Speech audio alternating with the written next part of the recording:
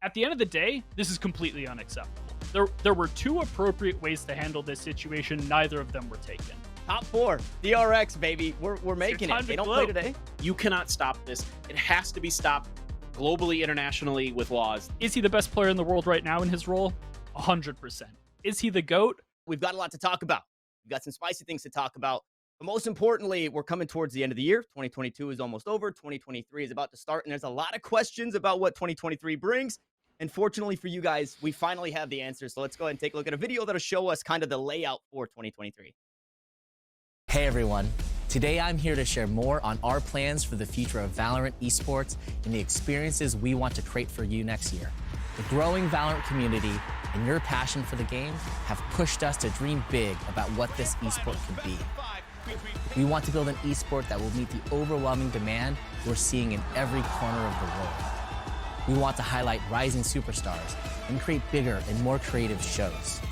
We're taking everything we've learned, adding in a few new ideas, and forming partnerships that will help us realize our dreams for the next edition of the Valorant Champions Tour. Next year is going to introduce a new structure with 30 teams competing in 3 new international leagues. In normal years, our plan is to operate 2 international league splits each season. But as teams will be busy setting up in their new global hubs, we're going to take this opportunity to do something special. To recognize this landmark transition, instead of a regular split, we're going to kick off the next season by hosting the largest international tournament in VCT history. To celebrate the start of the new season, we're going to invite every partnered team to Sao Paulo, Brazil for 3 weeks of high-stakes competition. We'll meet the new rosters, birth new rivalries, and get an early look at who truly won the offseason. This one-time event will start the season in February and crown a winner in early March. The team who places first will earn their league and extra slot at Masters. From there, we're moving into the first competitive split of the year, with stacked rosters competing on LAN week in and week out. Across EMEA, APAC, and Americas, we're going to see a constant stream of interregional matches with the biggest personalities in Valorant popping off right next to their opponents. We're going to elevate how our esport is showcased and unlock the type of storytelling everyone wants to see. Our major hubs will be based around 3 cities where we will have the deep support to build the best shows possible. Okay, so there it is. 2023, that's the layout. That's what it looks like. Paperthin, I'm going to come to you first. What are you thinking about that, right? To kick things off, 30 partner teams all in the same place to get 2023 started. It seems like an explosive start to the year. Yeah, I mean, I'm of 2 minds about it. Like, obviously, it's a really cool event. It's a really unique event, one that we might never, ever see again. So in that respect, it's kind of cool, right? Like, you get to see something special, something unique. But at the same time, I'm a little bit disappointed because I'm not sure exactly, how that's going to all play out. I mean, you're going to have one split that's so damn important next year. I mean, I'm a little bit worried about kind of the adjustments and kind of the changes that you see. And in leagues like the LCK, for example, where they have 2 splits, there's huge changes between, how the results shake out between them. So I am a bit worried about that. I understand the reasonings, that they're doing it with, people needing visas and everything's going to be so chaotic and complicated over the course of the off season. I mean, I know in my region, I'm hearing stuff all the time about how wild the rosters are going to be and stuff like that. So I'm excited, but at the same time, I would prefer kind of just 2 splits anyway. But the kickoff tournament, hey, it's going to be a lot of fun.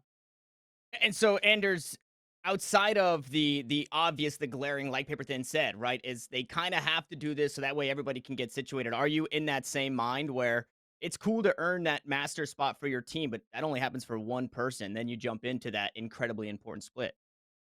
I mean, it's both positive and negative. Like, that first tournament is going to be incredible, so much so that I hope it doesn't end up overshadowing like the next 6 months of the year. Because I think there's a very distinct likelihood that could happen. I mean, that first event is going to be, all right, we've come in from an off season. Realistically, it's going to be on a new meta patch. There'll probably be like a new map, new agent, whatever ends up happening. But it'll be a big meta shift. So everyone will be coming in clean slate. And then you just have this giant blood bowl of the 30 best teams on Earth. Like, come on. how do you follow that Yeah. act? Like genuinely. Thunderdome. Yeah, it's Yeah. gonna be crazy. That's only really like my main concern is like, does it Mhm. end up devaluing the thing that ensues? Not for the teams themselves. Obviously, they'll be very acutely aware of the impact of their ensuing international stage, but Mhm. on like a global fan base level, like, am I going to care as much about like the first international split after we've seen this like crazy event go down? Yeah, I mean, so Kaplan, obviously, some words as this gets announced. I believe this happened today that all of this kind of gets sent out. And Kaplan kind of in that same mind, right? Where obviously it's a great way to start. 30 teams, it's a lot. It's the largest we'll ever probably see.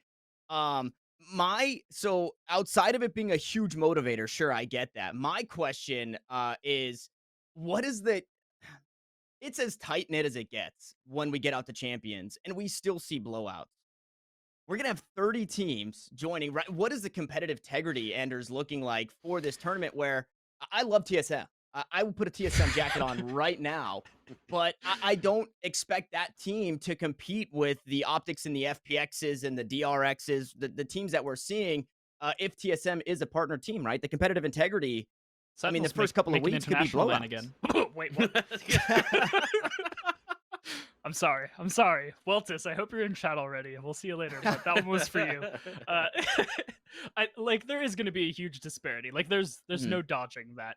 But I think that it'll almost self-regulate in a sense. Like, yes, with 30 teams, you're going to have massive skill disparities between the top and the bottom, but you're also going to have better normalization across the mean and like that lower echelon. There's going to be a lot better of like a layering almost to it, where like you'll have a bunch of teams in the lower level, a bunch of teams in the middle level, and a bunch of teams at the top level. Yes, there's going to be intermingling there where it's like kind of just a blowout, but I think for the most part it'll still be good match quality, even more so than some of these international events, to be honest, because like pure volume will control better for variance than like regional differences can. God damn, I love your answers, man. Anders gives you what you want. He gets it. It's juicy. It's a good answer every time. Paperthin, are you of the same mind? To me, I'm thinking, these tier 1 teams, I'll say, like, they don't want to play in the tier 2s, and they don't want to do the Mickey Mouses because they don't want to lose and they don't want to look silly. How bad does it look? You're like, yes, we just got partnered. Now we're gonna go play this international tournament and we're gonna get our asses kicked, right? Are you in that same mind that it ultimately is good? It's going to be tough because a lot of these teams are going to be going through a roster royale. I mean, there's going to be tons of changes in who's playing on what teams and who's playing in what regions potentially, with some of the spicy things that I'm hearing. I mean, it's going to be all over the place. So a lot of it's going to come down to like, how prepared are they? Are those preparations actually going to be long-term, lack of variance, as Anderzz is talking about here? Like, are some of these teams going to bottom out here at this kickoff event and then, look like world beaters at the first split? So it's going to be tough to judge in some ways. I mean, I think you're going to have some of the players in the teams that we've come to expect and love, like you were talking about, Tanner, that, like the FPXs and the OpTics and things like that I don't expect there's going to be a ton of change on them. But outside of those teams that are kind of at the top right now, you're going to have a wild amount of change, I think, and it's going to be really hard to necessarily judge for sure what's going on. But he is correct that because there's going to be so many games, it should become pretty obvious pretty fast. But again, coming into a new meta, new patches, it could be kind of like we saw with Fracture at Champions last year, where everybody came into it, no one really knew what the hell was going on it, and now it's played completely differently than even it was back then. So it's going to be wild, but for the viewers, it's going to be a lot of fucking fun. I guess that's one way to look at it, right? Even if your team might lose, it still is going to be a crazy time and history, like we heard in that video, right? There's not going to be anything like it, I would imagine, unless they shuffle things up and do another kickoff tournament, something of the sort. Who knows what's going to happen? Valorant seems to kind of be carving its own path. But enough about that. Valorant holistically, although Riot are the GOATs and they are, kind of monopolizing esports as a whole. We got to talk about another GOAT, or we have to raise the question of, is it time to talk about the GOAT? And it's Ye. It's been in conversation for a long time. Anderzz, I know you have a lot to say about this, and I know you might lean the other way than the fan base. So I'm going to Paperthin first.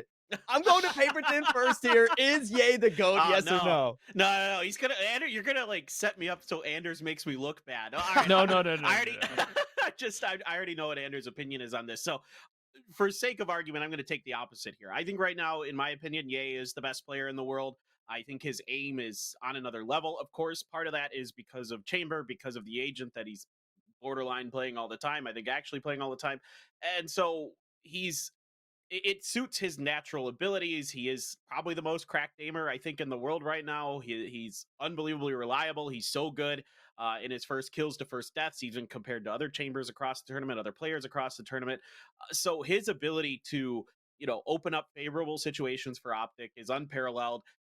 He's just, you feel like the guy's just consistent once he's got, the tour de force in hand or something like that. He's putting up 2-3 kills minimum, and he's just shutting rounds down. So, so much of it comes down to, for OpTic, like if he's having a good day, it just feels like they're gonna win, their matchup almost no matter what. So yeah, for me, like in just terms of at least raw mechanical skill with the current agent pool that's available, with the state of Chamber, yeah, I have to say he's the best right now.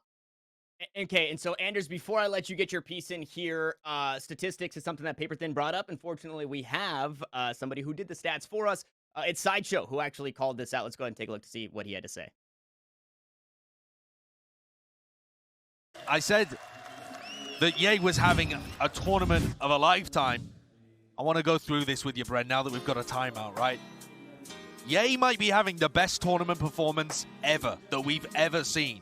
If you ended the tournament right now, he would be the MVP.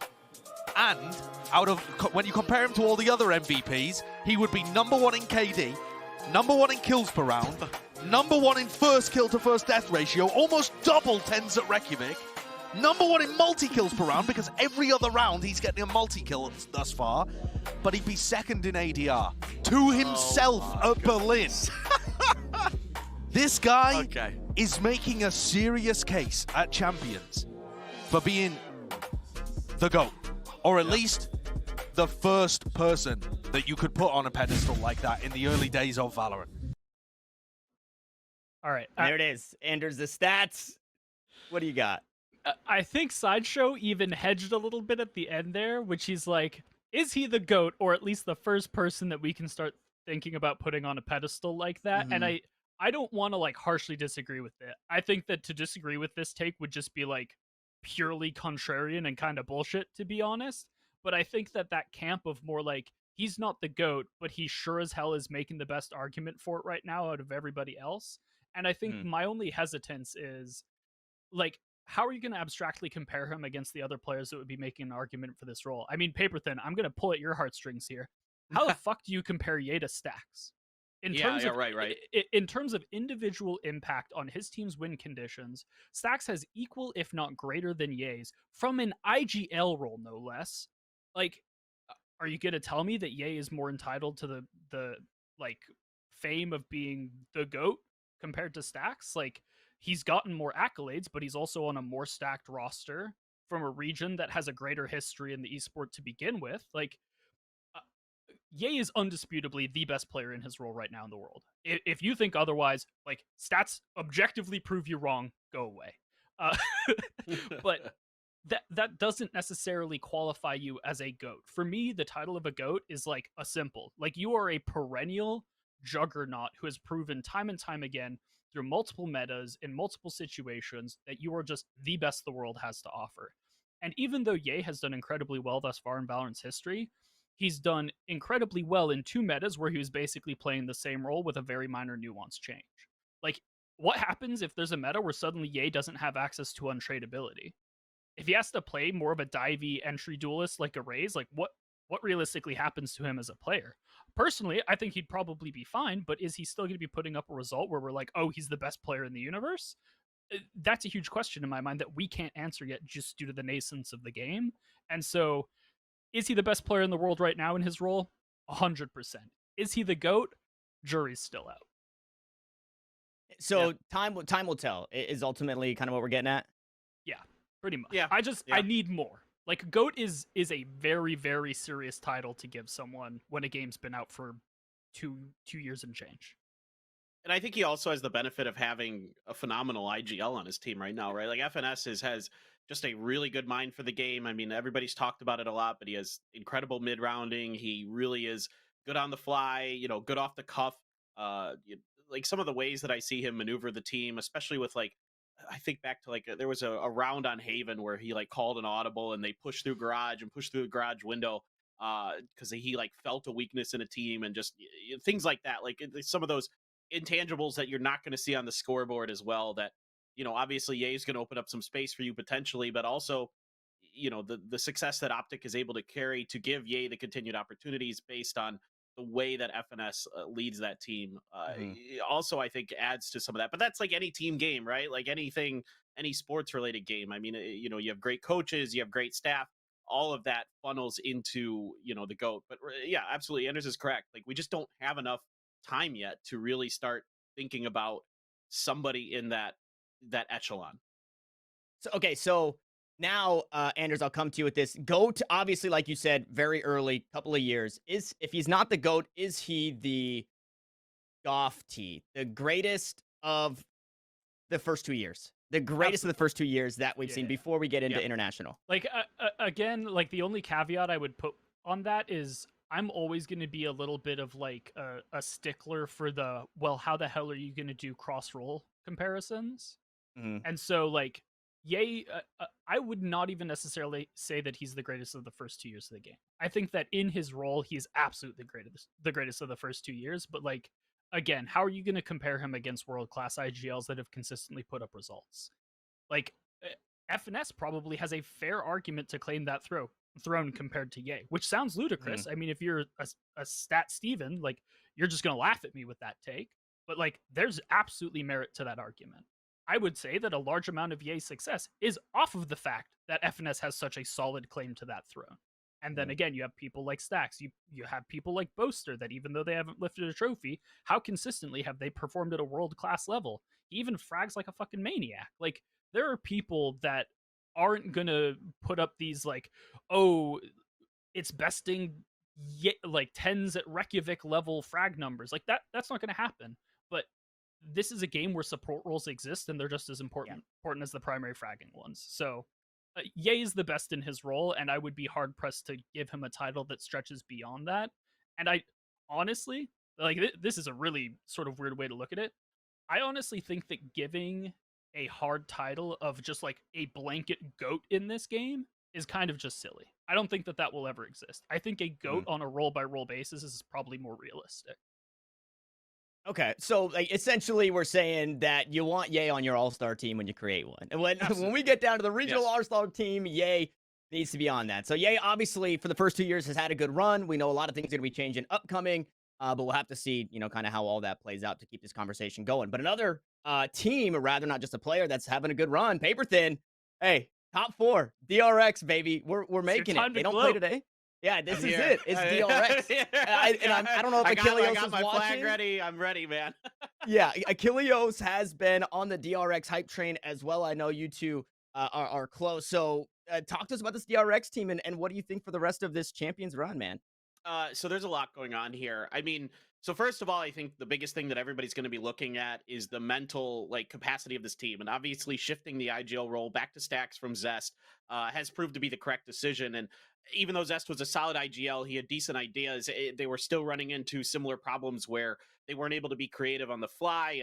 And there was some attempted addressing of that during stage 2 by Termi, the coach, of not taking timeouts during VCT Korea to try to force adaptation from his team. And it didn't quite work out as well as they would have liked going into Copenhagen. So now you shift to Stacks as the IGL. And he has a much better mid-round IGL. He comes up with interesting strategies on the fly, round to round. You see tremendous variance, particularly on this map. You're seeing here Fracture, Ascent as well. I think he does a really good job of, making sure that no 2 rounds really look the same. Now, there still are some problem maps, in my opinion, particularly as we saw with Icebox against Fnatic.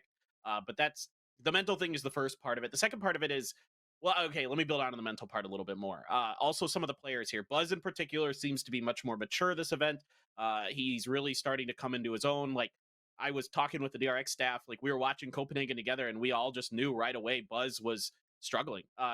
We could tell when he walked into that last match against FPX that he was mentally not there. We could just tell by his body language. Now he doesn't have that problem. He seems confident. He seems focused, and moving him back onto the jet probably gives him some confidence as well.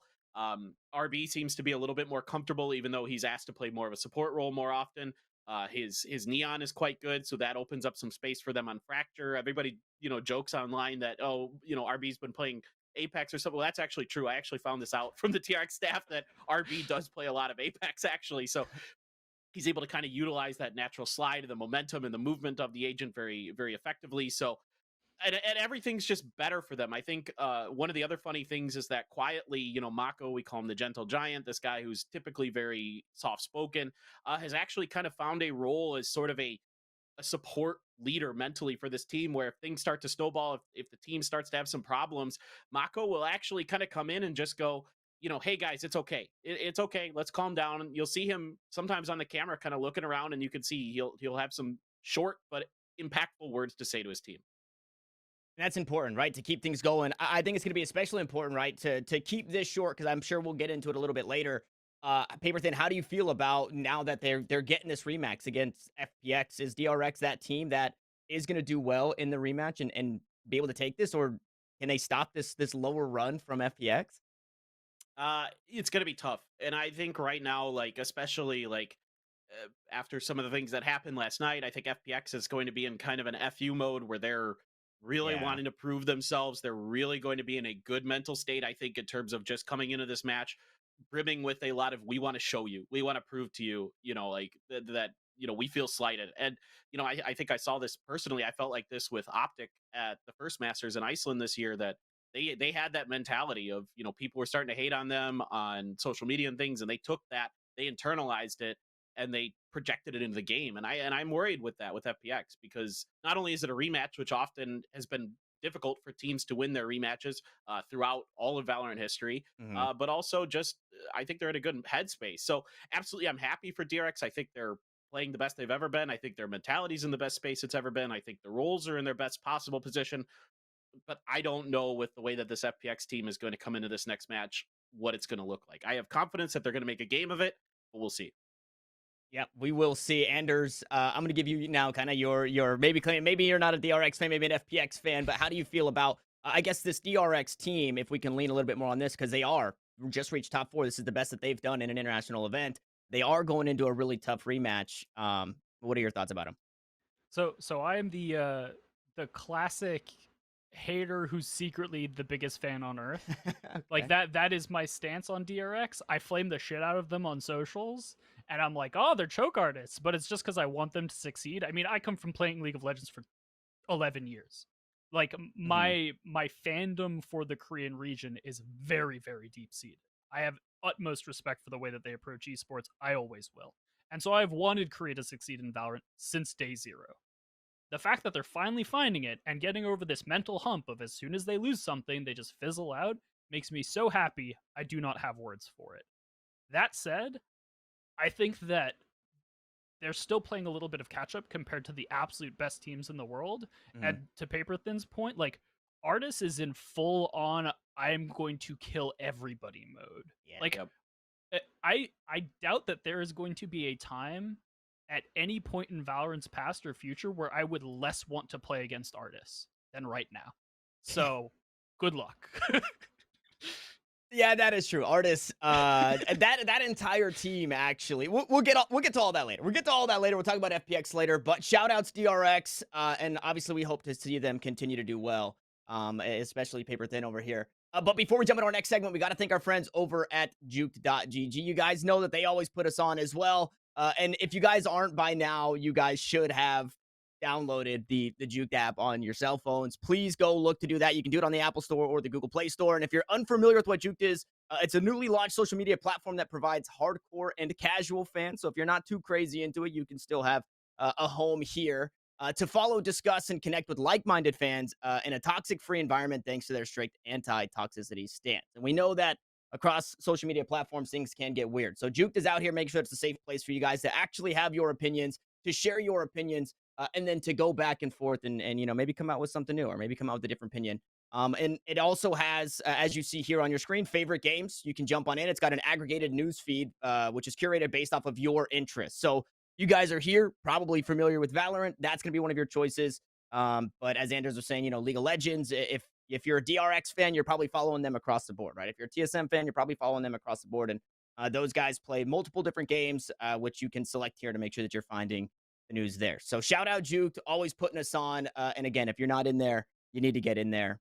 For everything esports, guys, it helps you keep up. I get the alerts all the time, and it really helps. I'm looking, and I'll even hit up Ian. I'm like, Ian, did you see this? And he's like, yeah, I already got it. Because Ian is always on top of it. Ian gets the news before everybody else. Now, we can jump into our next segment. It's, well, you guys are watching, and around the world, a lot of people watched. And we had questions in a previous episode of, is just random spurts of viewership good or bad, or what does that mean? And how are we looking kind of across the board? Well, these are the stats between the Valorant Champions 21, opening things up in the group stage, and Valorant Champions 2022. Anderzz, these numbers are obviously better than what we saw last year. Is there anything that speaks to you about like what these numbers can mean, or why we're seeing numbers continue to grow in Valorant? So I think that there's two things I want to highlight here. One of them is like a really minor asterisk, and that's first, look at these champions numbers. They're already growing. And like that's you sort of shift over to look at which teams are playing. You've got Paperthin and EDG. Paperthin, APAC, obviously a region that has sort of been rapidly arising to international acclaim, and so now that region is getting more and more reason to watch these international events, and so it's a growth market for the game. And China, where this is their first event, and they're putting up numbers that are surpassing previous years with massive fan based teams like Sentinels and Crew. If this is what the Chinese fan base of this game brings to the first event that their team has ever participated in, imagine what this is going to be 6 months down the road, 12 months down the road. Like, this to me is saying, oh yeah, we've surpassed last year, but this is literally a drop in the bucket of where we're headed. Yeah, and Paperthin, we're seeing, so obviously the fans that came to watch day one, you see that number's a bit higher than everything else, but the rest of the games, right, Zeta and Loud, Liquid and PRX, these numbers are just right around the corner from the peak that we saw on day one. Yeah, I mean, I think you're seeing that this truly is a global phenomenon. I mean, it's not just, obviously it's huge in Asia. This is one of the biggest games in Asia overall right now. I mean, you see it all the time where people are posting about the Korean PC Bong numbers, even where those are starting to go up quite significantly. But it's not just Korea. I mean, Japan, China, Southeast Asia, all of it, it's getting huge. This is a super popular game. And that's breeding into the other regions. Like, everybody is so competitive. Everybody wants their region, their team to be the best. And, everybody wants to see what they're capable of. So, yeah, bringing China into the mix is certainly going to just naturally boost your numbers. It is a massive region for esports, just maybe the biggest. And so all of that combined is showing us that this has tons of staying power. It has, tons of potential. And, that's why we all love it. That's why we're all here. And I think the only thing missing from having even more viewership is we just need more history. I think about it when I watch League of Legends. I think, man, these two teams, even watching the Worlds draw, I'm just like, oh, great, Cloud9, Group A, Group of Death. But there's just so much history to it. So I'm excited to see where we go as this history continues, especially that we are jumping into these inter-regional leagues, LA, Berlin, Seoul, all that good stuff. Now, we talked about a player who was in the running of GOAT, and the agent that he plays mostly is one that a lot of people have issues with, that agent being Chamber. Now, Anderzz, Chamber got nerfed, right? Ish. Nerfed-ish. Yeah. It's one of those classic, we're going to address everything other than the thing that's actually the problem. I think that you might as well have not done any of these balance changes other than the one that decreased the radius of his TPs. Like, literally everything else in there is pretty moot, I'm going to be honest. I wish that you could just magically create Monte Carlo simulated results of what would have happened if we had done a patch where the only thing they changed was the TP radius, and I would wager it would have more or less had the same net effect on his win rate and his pick rates. He was nerfed, wasn't actually nerfed, is the long and short of it. So is this the era of Chamber, Paperthin, and is it going to prolong, do you think, or do you think it's going to be as short as the era of Sentinels in North America? Yeah, I think Chambers got more staying power. Sorry, Sentinels fans, but I think Chambers got a little bit. I mean, look, it's just too disgusting what you can do with not just the tour de force. Of course, everybody's going to watch that. Those amazing, highlight clips you're able to put up with it. But it's the headhunter. The headhunter is so disgusting. I mean, it's a mini Marshall, right? That's the way people talk about it, and it truly is. I mean, the way that you can just shut down rounds, you can get these ecos out that you're not really supposed to be able to. The way that you can funk with the economy. You're seeing this all over the place now, where teams are able to cut a lot of funds. You're getting into these weird, extra buy rounds that maybe you shouldn't be able to have.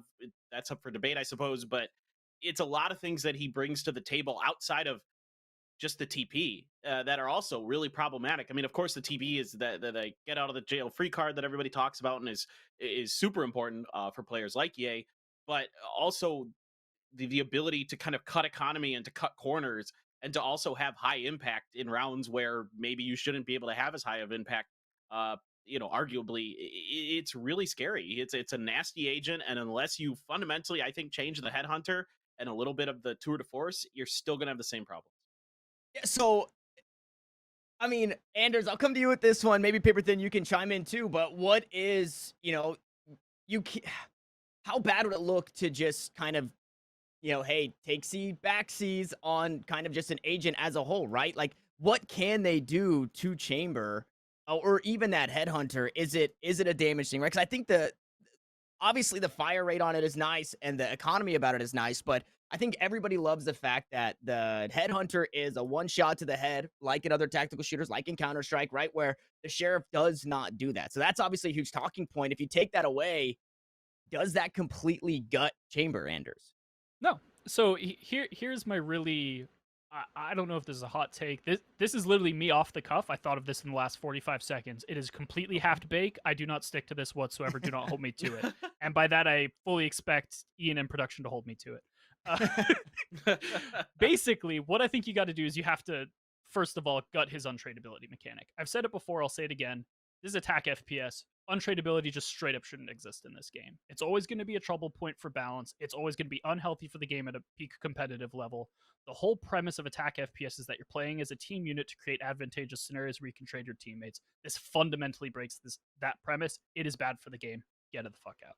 Like, I will always stick to my guns on that, plain and simple. I think that Jet's untradeability moved in a fairly healthy direction where they basically said, yeah, you can use it as untradeability, but it's going to be really suboptimal. We've sort of created an avenue for it where it's mostly wanted to be used as a dive mechanism where you have to queue it up and then use it on an exec. That's great. That's probably as untradeable a mechanic as I will ever want to see in this game. But more to the other point where you're looking at his damage, I think Tour de Force's fire rate is the biggest issue with that gun. I think if you nerf the fire rate, suddenly everyone's okay with it. And the headhunter, the issue is that right now, it's not, I think during the design process, the intent was to make it more or less a budget, slightly superior version of a Sheriff, maybe bridging a little bit of the gap towards a Marshal. And in reality, what it is it's a budget Guardian. Yeah. That's the problem. Like, they missed the mark by 1,100 credits worth of gun value. And so you need to dial that back in a way that I don't think necessarily hits the ability. You can leave the ability as is, but you need to make it more price reflective. And I think the way to do that is make it so that his bullets don't carry over round to round. Make it a flat investment that's a really high cost ability. Make it like a 500 credit paranoia. Give him 4 bullets, and those are use on the round. You have to buy into your headhunter 4 bullets every single round, 500 credits. And I guarantee you that will normalize the perception of that ability so fast you'll get whiplash. Okay, that's what it is. Paperthin, how do we end this era of Chamber? Do you have any ideas on what could kind of make it, I guess, just more digestible? Because right now Chamber is he just fists down your throat. That's what you get. Yeah, I mean, I think Anderzz is hitting on so many good points here, right? Like, it's the untradeability, it's the damage that you're able to output for relatively low cost. And so I think, maybe you could do something with the rendezvous where it's like the Jet, where you have to have a wind up time, where you have to, this is again off the cuff. I took Tanner's like Jay, and I'm smoking it myself. So like, I mean, I think like something like that, right? Like where there has to be some kind of, you can use the rendezvous, and it can be, an escape, but you have to time it. You have to, so that way you can bait it out. There has to be some kind of, like Anderzz is talking about, tradability here. So you could do it with like the Jet Dash, where, yes, you can use it as an execute, But sometimes you have to risk it. Sometimes for the biscuit, right? You have to go up and hold an angle with, like, let's say if an op is a jet and you're gonna time your dash because you think they might come. Oops, they never come. Well, now your dash is gone. You guessed wrong, and the opponent baited out that utility. Things like that, maybe stuff to look at. But right now, yeah, Chamber is just absolutely nuts. And you see it at the top level of play that with players who are outrageously accurate, they're able to even further put that value to use. My favorite part about this segment is not talking about how we can nerf Chamber, although I do love that. It is the different takes and both the directions that we went on Anderzz saying half-baked. That is my favorite part of that segment. Now, so things obviously Chamber creates, well, we all know how we feel about Chamber, and people feel certain ways about certain things. And well, we had a couple of guys on a couple of NA teams that were going back and forth. And those couple of guys are Def and Psycho in their match against OpTic. Let's see what they had to say about maybe some abusing. No, I think the only mind game that OpTic use are finding ways to tech pause during pretty big rounds or before big rounds. Seems like every time we play them guys, there's a tech pause. Obviously, like a lot of the stuff is out of their hands and whatever, but very unfortunate, but also pretty sucky for a team that's pretty momentum based and we want to get rolling, and every other round we have to wait for 30 minutes. I think it's a gap in the rule set that needs to be addressed by Riot specifically, and I'll be having conversations with them about it after the fact. But it's no different when we play them online to when we play them here on the stage. It's tech pause when it's 12-11, tech pause after we get a win, tech pause after I call attack timeout and go on a 60-second spiel about what we're about to do. And it's intentional, and in my eyes, it's an abuse of the rule set, and I think that it should be fixed. No, there is no intention to like screw them over or anything. The PC was just actually not working well. You can ask the referee as well. Riot wouldn't allow that to happen. Yeah, we had an admin looking at it, and he's like, yeah, that's pretty bad. And one of the rounds, I think the very last tech pause was the one we won, and he somehow got like I was playing through it. Yeah, I had it. Yeah, he was still stuttering and playing through it. Insane 3K. He's like, I just killed these guys stuttering. So, I said that. We don't need a cheat to beat them. Yeah, I assure you. Come on now. We don't need to cheat to beat them. Not wrong. And unfortunately, we don't get that rematch. Anderzz, I know you had a lot to say about this, though, right? Kind of having that perspective of coach for players and what the tech pauses could be and what they can't be and how they can abuse. So I'll let you kind of just, this is your baby right here. It's a lose-lose all around because, like, do I think OpTic is, like, doing this in an underhanded way? Fuck no. Like, I'm always going to give those guys the benefit of the doubt. They're competitors. They want to win fair and square, and they've done so enough that they don't need these underhanded bullshit tricks to get the job done. However, in the absence of me being in that optimistic mindset, is it possible for them to abuse these tech pauses even in the event that the computer is performing incorrectly? Absolutely. Frame a scenario for you. I'm a team. We are stringing rounds like crazy. We've got crazy momentum. One of my guys has 40 FPS lower than he's supposed to. Am I really going to break our momentum right now to get that problem fixed? Absolutely fucking not. We're sending it. Like, we're playing through that every single time. And you just heard in the OpTic interview, they played through it. Like, that is absolutely a doable thing, and if your team has momentum, you're going to do it. But what happens if suddenly we lose that momentum and we're in the same situation? Fuck it. Tech. Call the tech. Like, there's no way to sort of control for that. The only way that you can conceivably control for that, and hopefully this is the sort of conversation that Psycho was having with Riot admins, is you can't create a situation where you're relying on the players to self-report these FPS issues, these performance problems. You need to have active monitoring on the computers, and you need to have set, all right, if performance metric X goes below like Y threshold, hard stop. We switch out the PC. We call it tech. It's an automated process essentially, and that's what sort of dictates everything. That's the only way to really control for that sort of situation. Yeah, he hit the nail on the head. I mean, of what I was thinking. Like, I think we lost Tanner. Oh, yeah, maybe we lost Tanner. Well, that's anyway, more or less where we're going. Paperthin, I'm curious. You literally read my on mind, your end. dude. Like, you did it again, man. Like, do you get this sort of tech pause issue super frequently in Korea? Is this like? Is this something that's sort of an NA phenomenon, or no? Am I out on a limb here? We've had our fair share of tech pauses in Korea. They're usually sound related. In Korea, at the very least, like they're pretty much just so like someone can't hear someone else in their voice chat, or maybe the headphones went a little wonky and they gotta plug them in, unplug them in, or something like that, is typically what we're seeing. But I wanted to say, you actually read my mind with like having some kind of implementation of a system in place where Riot is actively monitoring the situation for all the players' PCs, and like you said, if something starts to go haywire, if the frames per second drop or whatever have you, it's immediately addressed, no matter what. So that way, you can't have these situations like you're talking about, where if you've got a minor problem or a problem that you can play through, that you don't fix it until you feel like maybe it's affecting your play enough that it's worth stopping for. So absolutely, it's something that Riot needs to be proactive on going forward, to make sure that assuming that maybe there is potential for abuse of this, you try to limit it as much as possible. And I think that's hopefully something that we're going to be seeing in the future. But typically, at least in Korea, like, our tech pauses were almost always sound related. Almost always. We had very few that were due to performance issues on the PCs or anything like that. I think we're still missing our boy Tanner, dude.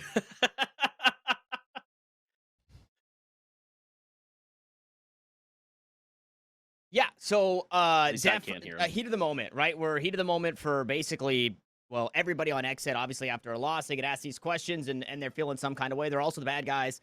But they step forward afterwards, realizing, exactly this, right? I always own up to my mistakes, and to react like that, unacceptable.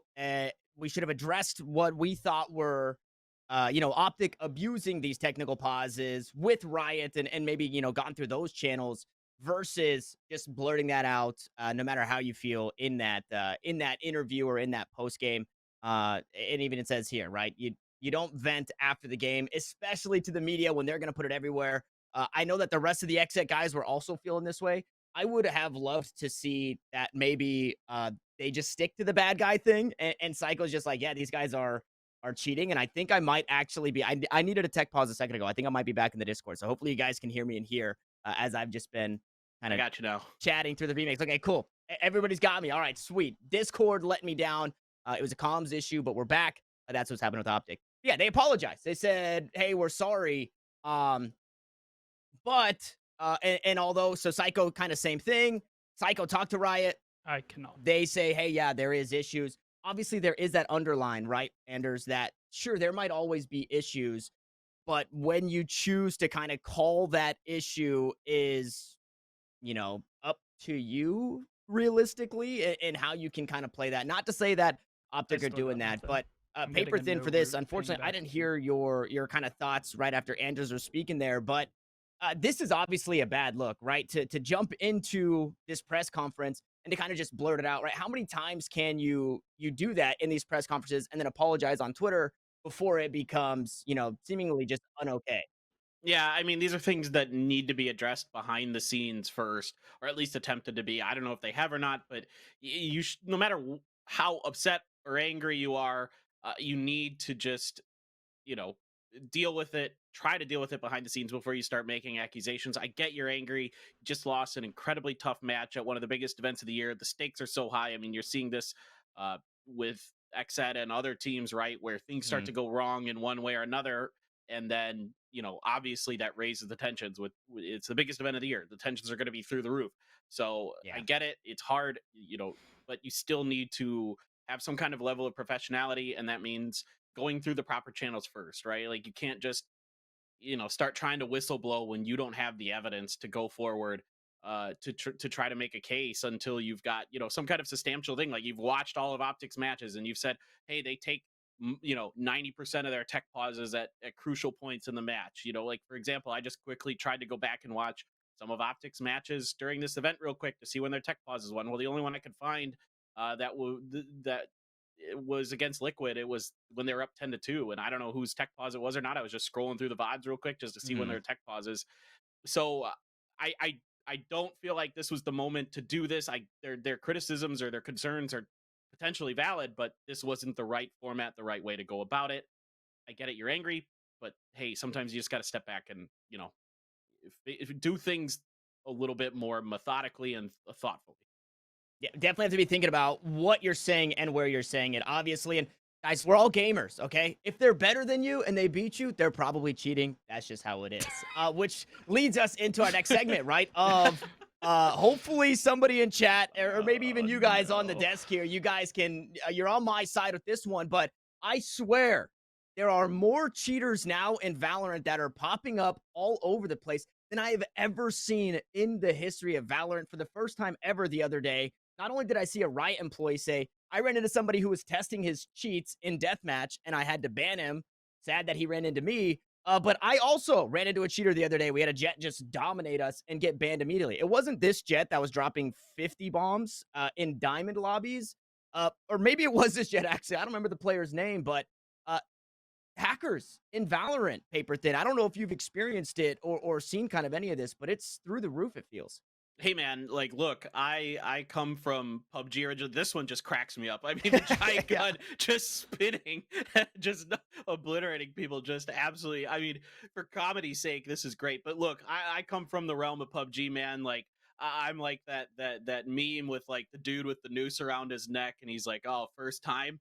Like, it was, Right. the PUBG is notorious for cheaters, and obviously Valorant has tried some things from the rip to try to limit the scope of what cheaters can and can't do. But this is going to be the life cycle of any popular game. And the more popular it gets, the more there's going to want to be cheaters. And I want to tell you guys something in particular that is a problem is that hackers can profit. Like, people can make hacks that they make money from. And so what you have is industries that have grown in some countries where the laws aren't quite as strict, where that you're able to make these companies that are rather large, that are rather effective, and people are employed to make these hacks, and they're going to get better and better, more sophisticated over time. I can tell you, for example, that there was a company in China that up until recently had been making hacks, and the company itself hired or had more employees than PUBG Corp did.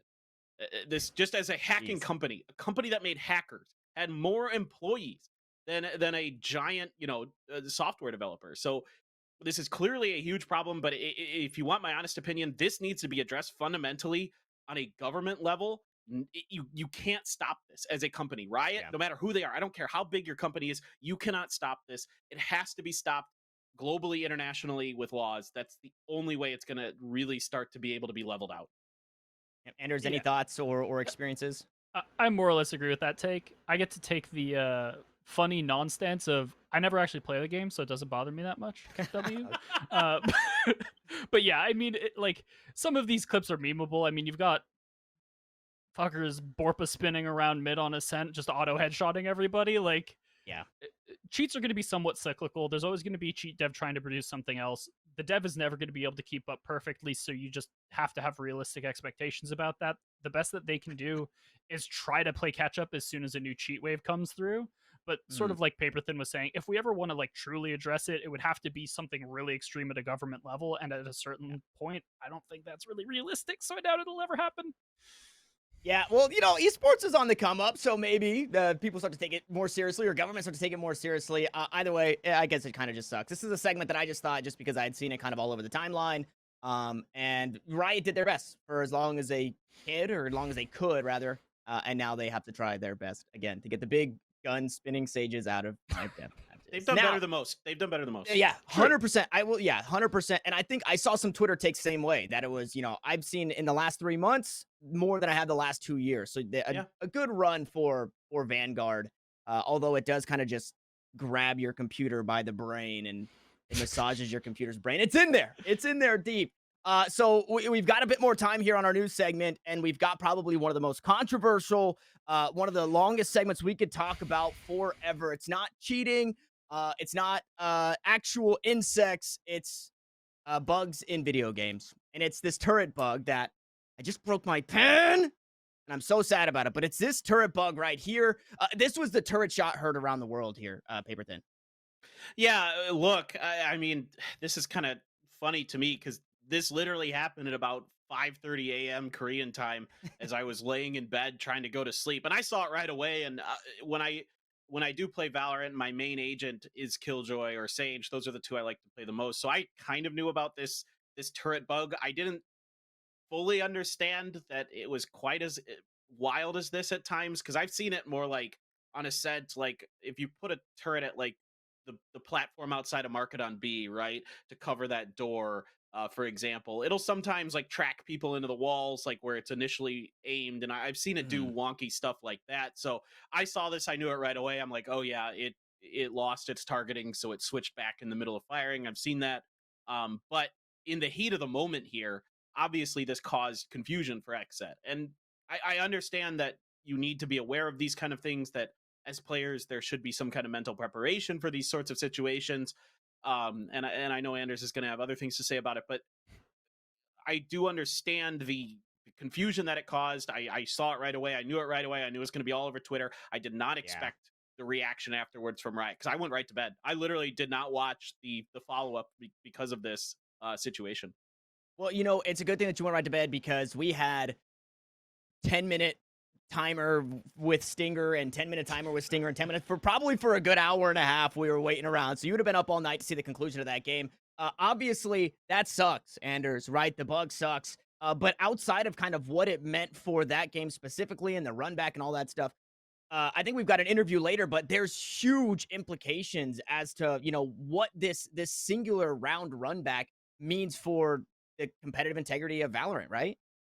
Yeah, I mean, like, I almost feel like I have to apologize ahead of time, because, like, I feel like I always end up the villain in these scenarios where it's like, oh, a controversial thing happens. I take really aggressive, hardline take, demanding accountability when nobody else has the balls to do it. My bad. Like, you're the devil on the shoulder. I'm the angel. You go ahead. Someone's got to fucking do it. Someone has to fucking do it, and nobody else is doing it. So you know what? I'll be the asshole. Like, at the end of the day, this is completely unacceptable. There were two appropriate ways to handle this situation. Neither of them were taken.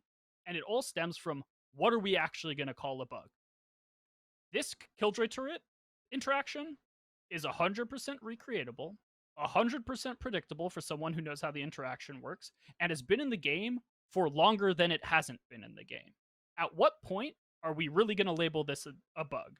If we go through this step by step, all right, turret pings onto Angel, he breaks the LOS. When a person jiggles and breaks the LOS of a Killjoy turret, it fires forward. He then re-enters the LOS, gets hit once, but then, because of the way that XSET has placed their turret, leaves the 180-degree vision cone of the turret, resetting it back to center again. I can literally go step by step as someone who understands the game and know exactly how this happened, why it happened, and know that it would happen every single time I was in this situation.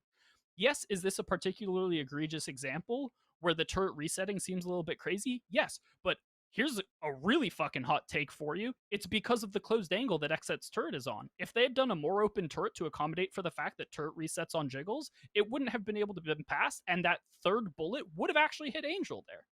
And the whole situation doesn't happen. So at what point are we like, you as a team need to understand that bugs, in heavy quotes, have been in the game for like a year plus, and need to play around them?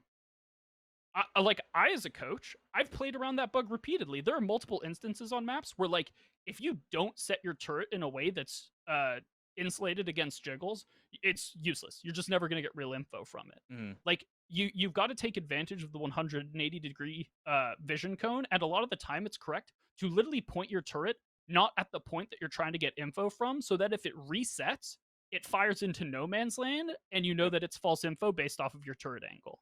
And, like, this is me, like, fucking playing 4D chess and being like, oh, you gotta play around it in all these crazy ways, blah, blah, blah, blah, blah. And you can just be like, well, it's a bug. We shouldn't have to do that. It's been in the game for longer than it hasn't been. At what point does it stop being a bug and start being a feature, and is something that, like, we just accept as being normal? And on Riot's end, if you prioritize this bug so low in the hierarchy in terms of how impactful the game it is, that you haven't fixed it in that period of time, why are you enforcing it as a bug? I see one of two situations. I'm going to circle back to that one of two things. In one situation, you say this has been in the game for longer than it hasn't. It is no longer considered a bug. The expectation is that everyone knows what it is and everyone works about it. We've deemed it not impactful enough to require resets, require like rollbacks, require bans, etc., etc. Option two, this is big enough that it's going to cause round warping impact. We have to blanket ban the agent. Those are your two options. Anything in between is flip-floppy subjective bullshit, and you're setting a bad precedent. We didn't do either of those. No, we didn't. Yeah, and Paperthin, I want to let you get in because I gave you the, kind of what happened, and you ended up going to bed. But in terms of competitive integrity, do you have any like extra thoughts to kind of topple over Anderzz' big tower of thoughts? No, I don't think he's wrong. I mean, I literally went to bed because I thought it was over. I'm like, well, that bug, it happens. I mean, I've seen it. I play Killjoy all the time. I've seen it. I know it happens. And I'm like, as soon as I saw it, I knew exactly what happened. I mean, credit to the observers here. They gave us a great angle. I think it was Yeti who gave us that one. And big round of applause for that. Yes. It led to one of the most controversial moments. I mean, if you want to talk about fueling the drama of this event, he may have been the biggest factor so far. But look, I went to bed because I thought it was a done issue. I'm like, well, yeah, that happens. I mean, it sucks. The first bullet, it looks like it starts when it was facing heaven, and then it slings back and fires one, and then fires one in heaven and fires back. So I think I don't think you can overturn that round. I don't appreciate that we did that. I would have rather just, because I don't think XSET was particularly mad about it. You saw it after the fact that they came out and said that we weren't the ones that were approached about it. Riot came to us and said they wanted to replay it, and of course you're going to as XSET. You can't turn down that opportunity. You just can't. I don't care what anyone says. You don't turn that down. But at the same time, it did affect the round. I mean, you could clearly see that in the heat of the moment. I think it was Def who was playing KO there, right? Was completely bamboozled by it. Like, he was watching heaven, and so in that sense, it did completely potentially change the landscape of a winnable round for XSET. But still, I don't think that one is egregious enough that it's worth replaying the whole thing for.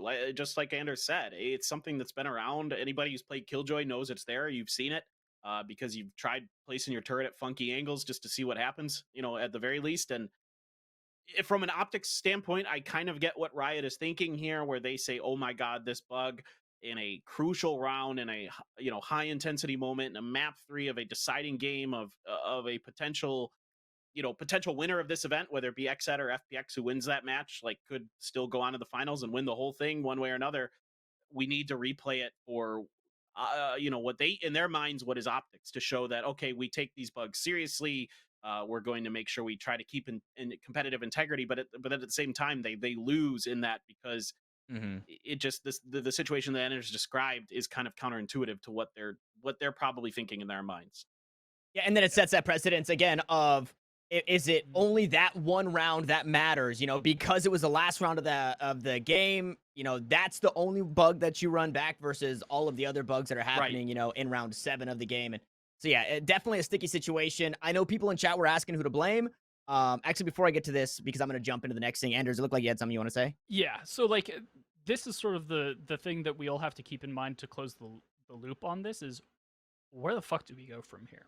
Because there are active bugs that fall under the exact same category as this Killjoy one, where it's been a long-lived bug that's well known to every coach, every analyst, is well known to Riot. They've publicly acknowledged it. It's not on a bug and exploit list. It's not something that's player initiated. It's something that's fairly random in instantiation. Like the KO knives is the perfect example. The chamber teleports that occasionally give the team that see the chamber info of where he's teleported. Are we just going to reset rounds every single time one of those two bugs happens for the rest of this event? How about that Viper wall or in the tournament? So, I mean, that Viper wall, at least, like, that's something that's player initiated. I can control whether or not my Viper wall does that. The chamber TP, no control over that. KO knife, right, that's true. No control over that. So are we just hard resetting every single time one of those happens from here on out? Because that's what this decision sets as precedent. Or are we going to default to the other mode that I said, which is like, are we just going to be like, those bugs have been around for fucking ever. Everyone knows that they're there. It's something that you're expected to play around. And it's something that you as a coach and as a team are opting into as a risk when you select the agent that it involves. Plain and simple.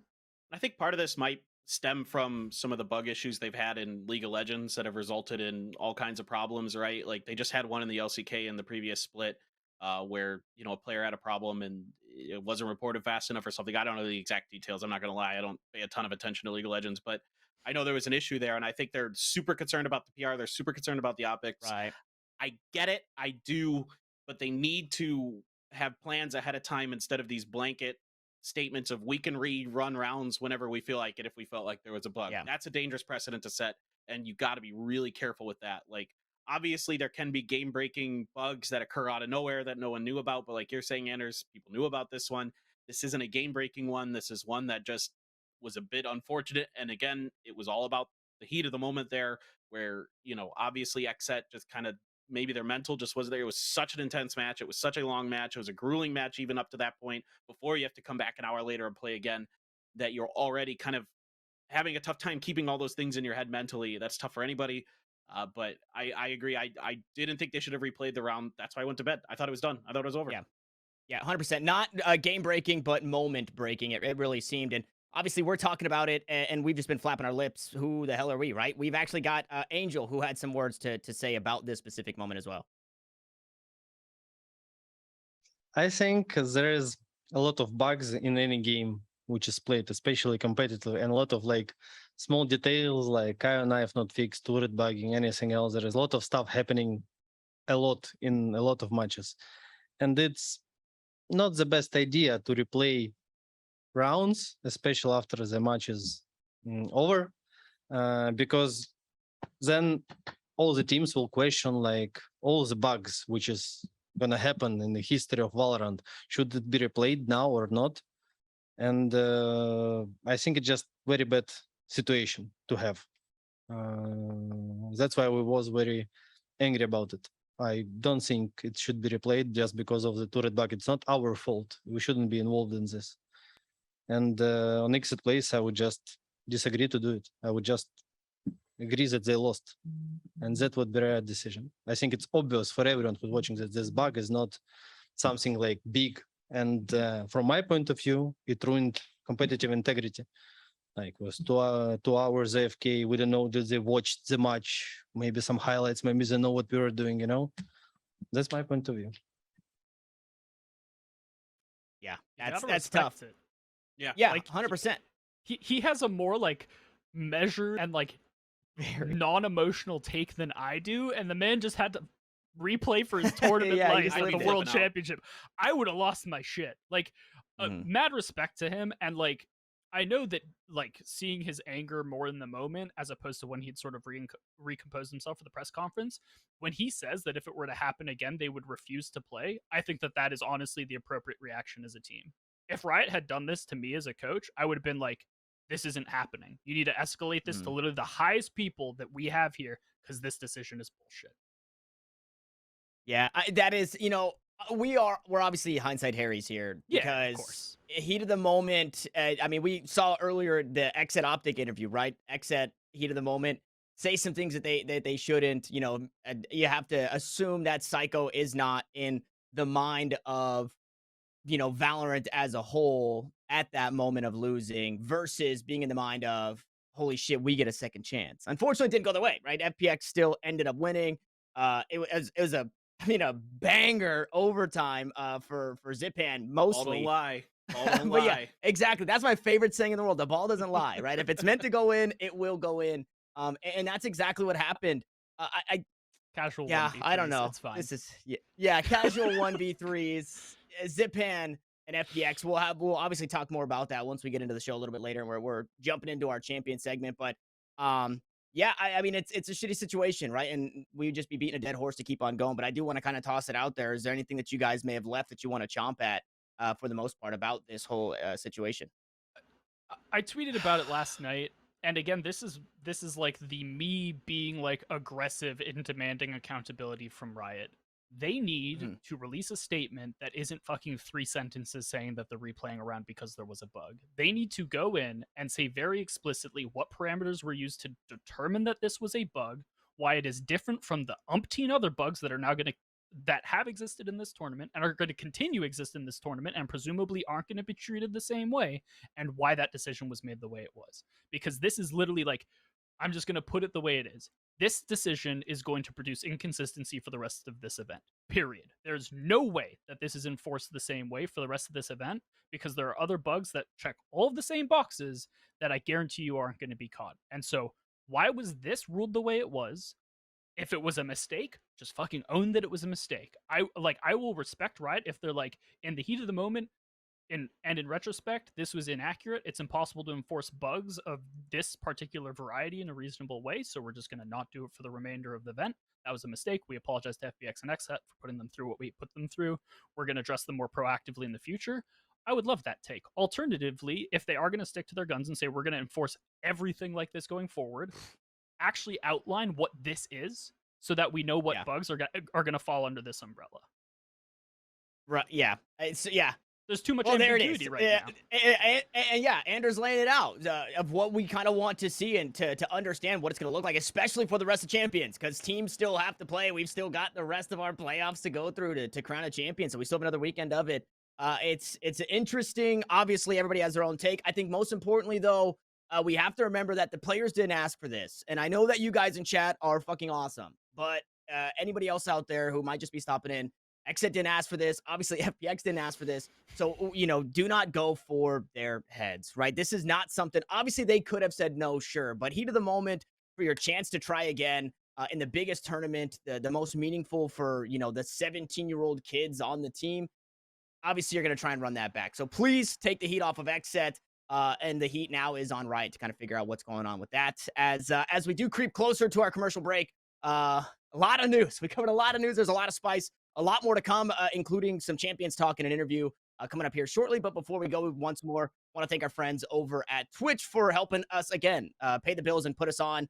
Obviously, we're here on Twitch, and a lot of people do this for free, and we get to do this with a little extra cheddar from Twitch. So thank you, Twitch, for putting us on. We appreciate you. Hey, Twitch, you're all right.